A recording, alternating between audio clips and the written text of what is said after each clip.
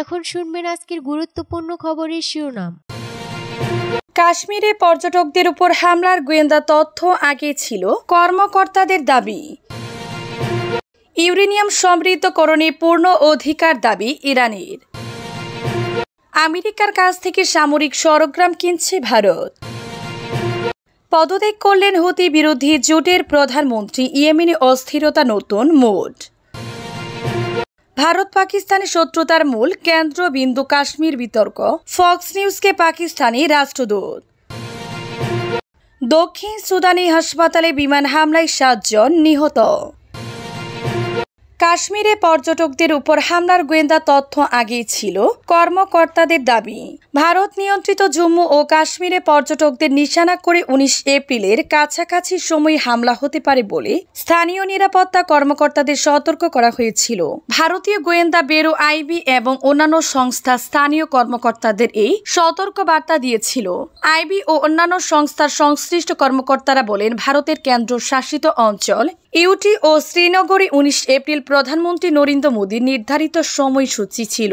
এই উপলক্ষে শ্রীনগর শহর ও এর আশপাশে নিরাপত্তা জোরদার করা হয়েছিল। পর্যটকদের মধ্যে জনপ্রিয় কয়েকটি হোটেলে এবং শ্রীনগর শহর থেকে 22 কিলোমিটার দূরে অবস্থিত দাচিকাম ন্যাশনাল পার্কের মতো পর্যটনস্থল গুলিতে নিরাপত্তা বাড়ানো হয়েছে। কিন্তু আবহাওয়ার কারণে নির্ধারিত সফরের 4 দিন আগে মোদীর সফর বাতিল করা হয়। এই অবস্থায় 22 এপ্রিল ভারত নিয়ন্ত্রিত কাশ্মীরের পেহেলগাম শহরের বাইসারান উপত্যকায় বন্দুকধারীদের হামলায় 26 জন নিহত হন, যাদের প্রায় সবাই পর্যটক। শ্রীনগর থেকে পেহেলগামের দূরত্ব প্রায় 90 কিলোমিটার। ইউরেনিয়াম সমৃদ্ধকরণে পূর্ণ অধিকার দাবি ইরানের। ইউরেনিয়াম সমৃদ্ধকরণে ইরানের পূর্ণ অধিকার রয়েছে বলে শনিবার মন্তব্য করেছেন সে দেশের পররাষ্ট্রমন্ত্রী আব্বাস আরাগচি। পশ্চিমা বিশ্বের উদ্বেগের মধ্যেই তিনি এ মন্তব্য করলেন, যখন ইরানের পারমাণবিক কর্মসূচি ঘিরে যুক্তরাষ্ট্রের সঙ্গে আলোচনায় স্থগিত হয়ে গেছে। আরাগচি এদিন এক্স প্ল্যাটফর্মে দেয়া এক পোস্টে বলেন, ইরান পারমাণবিক অস্ত্র বিস্তার রোধ চুক্তির এনপিটি সদস্য হিসেবে পরমাণু জ্বালানি প্রস্তুতির সম্পূর্ণ প্রক্রিয়া পরিচালনার অধিকার রাখে। এনপিটির বেশ কয়েকটি সদস্য দেশ ইউরেনিয়াম সমৃদ্ধ করেছে, অথচ তারা সম্পূর্ণভাবে পারমাণবিক অস্ত্র প্রত্যাখ্যান করে। চুক্তি অনুযায়ী এনপিটি স্বাক্ষরকারী দেশগুলিকে তাদের পারমাণবিক মজুদ ঘোষণা করতে হয় এবং তা জাতিসংঘের পরমাণু পর্যবেক্ষণ সংস্থা আইএর তত্ত্বাবধানে রাখতে হয়। অন্যদিকে পশ্চিমা দেশগুলো বহুদিন ধরে ইরানের বিরুদ্ধে পারমাণবিক অস্ত্র তৈরির অভিযোগ করে আসছে, যদিও তেহরান বারবার বলেছে তাদের পরমাণু কর্মসূচি একান্তই বেসামরিক উদ্দেশ্যে পরিচালিত হচ্ছে। আমেরিকার কাছ থেকে 13 কোটি 10 লাখ ডলার মূল্যের সামরিক সরঞ্জাম কিনছে ভারত। ইতিমধ্যে এ সংক্রান্ত একটি প্রস্তাবে অনুমোদনও দিয়েছে মার্কিন পররাষ্ট্র মন্ত্রণালয়। শুক্রবার যুক্তরাষ্ট্রের পররাষ্ট্র মন্ত্রণালয় থেকে প্রদান করা এক বিবৃতিতে এ তথ্য জানানো হয়েছে। বিবৃতিতে বলা হয়েছে, যুক্তরাষ্ট্রের কাছ থেকে নিজেদের নৌবাহিনীর জন্য সি ভিশন সফটওয়্যার ও এর সঙ্গে আনুষঙ্গিক বিভিন্ন সরঞ্জাম কিনতে চায় ভারত। মার্কিন পররাষ্ট্র মন্ত্রণালয়ের বিবৃতিতে বলা হয়েছে, কৌশলগত ঐক্যের অংশ হিসেবে ভারতের কাছে Indo Pacific awareness software sea vision এবং আনুষঙ্গিক উপকরণ বিক্রম সংক্রান্ত একটি প্রস্তাবের অনুমোদন দিয়েছে পররাষ্ট্র দফতর। এই প্যাকেজে মূল 13 কোটি 10 লাখ ডলার। আরও বলা হয়েছে, এই সফটওয়্যার ভারতকে তার সমুদ্র সীমার বর্তমান ও ভবিষ্যৎ হুমকি মোকাবেলার জন্য সহায়ক হবে। ভারতের নৌবাহিনীর সচেতনতা, বিশ্লেষণ ক্ষমতা এবং কৌশলগত অবস্থান আরও শক্তিশালী করার ক্ষেত্রে ভূমিকা রাখতে পারবে সি ভিশন সফটওয়্যার। পদত্যাগ করলেন হুতি বিদ্রোহী জোটের প্রধানমন্ত্রী, ইয়েমেনে অস্থিরতার নতুন মোড। মার্কিন হামলা তীব্র হওয়ার মধ্যে ইয়েমেনে হুতি বিদ্রোহী জোট সরকারের প্রধানমন্ত্রী আহমেদ আওয়াদ বিন মোবারক পদত্যাগ করেছেন। শনিবার 3 মে তিনি পদত্যাগের ঘোষণা দেন। রাজনৈতিক দণ্ড, সরকারি সংস্থাগুলোর সংস্কারে ব্যর্থতা এবং জনগণের মধ্যে ক্রমবর্ধমান অসন্তুষ্টের মুখে এই পদত্যাগ হলো। এটি দেশটির চলমান সংকটকে আরও জটিল করে তুলেছে। আহমেদ বিন মোবারক 2024 সালের ফেব্রুয়ারিতে প্রধানমন্ত্রী হিসেবে দায়িত্ব গ্রহণ করেন। পদত্যাগের ঘোষণায় তিনি উল্লেখ করেন, রাষ্ট্রীয় প্রতিষ্ঠানগুলোর সংস্কারের জন্য প্রয়োজনীয় সিদ্ধান্ত নিতে এবং মন্ত্রিসভার প্রয়োজনীয় পুনর্গঠন করতে ব্যর্থ হয়েছে তিনি।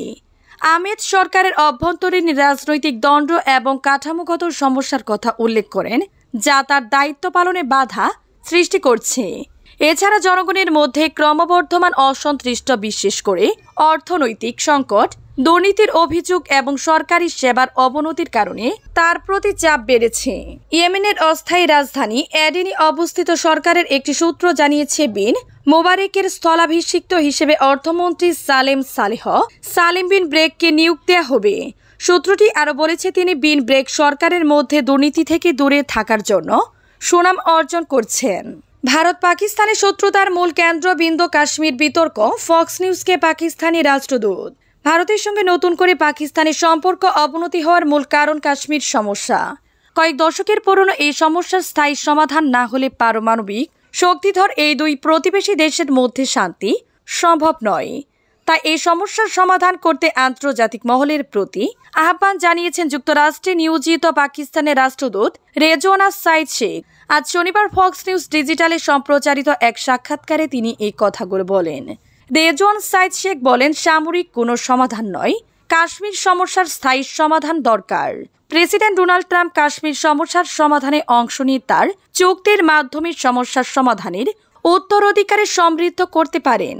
কাশ্মীর ইস্যু পারমাণবিক উত্তেজনার কেন্দ্রবিন্দুতে পরিণত হয়েছে বলে মন্তব্য করেন পাকিস্তানের রাষ্ট্রদূত। গত 22 এপ্রিল ভারত নিয়ন্ত্রিত কাশ্মীরের পেহেলগামে ভয়াবহ এই হামলার সঙ্গে পাকিস্তানের সংশ্লিষ্টতা আছে বলে দাবি করেছে ভারত। তবে নিজেদের দাবির পক্ষে এখন পর্যন্ত কোনো প্রমাণ দেননি নয়াদিল্লি। পাকিস্তান সেই দাবি প্রত্যাখ্যান করে পেহেলগাম হামলা নিরপেক্ষ আন্তর্জাতিক তদন্তের দাবি জানিয়েছে। পেহেলগামের হামলার পর থেকে উভয় দেশ ধারাবাহিকভাবে পাল্টাপাল্টি ব্যবস্থা নিচ্ছে, ফলে বৈরী দেশ দুটি আবার সামরিক সংঘাতে জড়িয়ে পড়তে পারে বলে আশঙ্কা করা হচ্ছে। দক্ষিণ সুদানের উত্তরের ওল্ড ফাঙ্গাক শহরের একটি হসপিটালে প্রাণঘাতী বিমান হামলায় অন্তত 7 জন নিহত এবং আরও 20 জন আহত হয়েছে। এই হামলায় দেশটির একমাত্র হাসপাতালে এবং ফার্মেসি ধ্বংস হয়ে গেছে। ধারণা করা হচ্ছে ওল্ড ফাঙ্গাক শহরটি বিদ্রোহী ভাইস প্রেসিডেন্ট রিক মাচারের জাতিগোষ্ঠীর বসতি স্থান হওয়ায় এই হামলার ঘটনা ঘটিয়েছে। প্রত্যক্ষদর্শীরা জানিয়েছে, হাসপাতালে হামলার কয়েক ঘন্টা পর ওল্ড ফাঙ্গাকের একটি বাজার এলাকায় আরও একটি হামলা চালানো হয়, যাতে স্থানীয় মানুষদের মাঝে ব্যাপক আতঙ্ক ছড়িয়ে পড়ে। বর্তমানে দক্ষিণ সুদানে রাজনৈতিক উত্তেজনা চরমে পৌঁছেছে। প্রেসিডেন্ট সালভা কিরের মিত্র বাহিনী এবং প্রথম ভাইস প্রেসিডেন্ট রিক মাচারের অনুগত বাহিনীর মধ্যে দ্বন্দ্ব ক্রমে বাড়ছে। জাতিসংঘ ইতিমধ্যে সতর্ক করে বলেছে, দক্ষিণ সুদান আবার একটি পূর্ণমাত্রার গৃহযুদ্ধের দিকে এগিয়ে যাচ্ছে। 2022 সালে স্বাধীনতা লাভের পর দেশটি একাধিকবার রক্তক্ষয়ী সংঘাতে জড়িয়ে পড়ে। বিশেষ করে দিনকা জাতিগোষ্ঠীর কিরের অনুগত বাহিনী এবং নূরের জাতিগোষ্ঠীর মাচারের বাহিনীর মধ্যে সংঘর্ষে হাজার হাজার মানুষের প্রাণহানি ঘটে। হাসপাতালে এই হামলার সাম্প্রতিক মাসগুলিতে সরকার নেতৃত্বাধীন ক্রমশই ধারাবাহিকতা। 2025 মার্চ থেকে সরকারি বাহিনী একাধিক বিমান হামলা চালিয়েছে।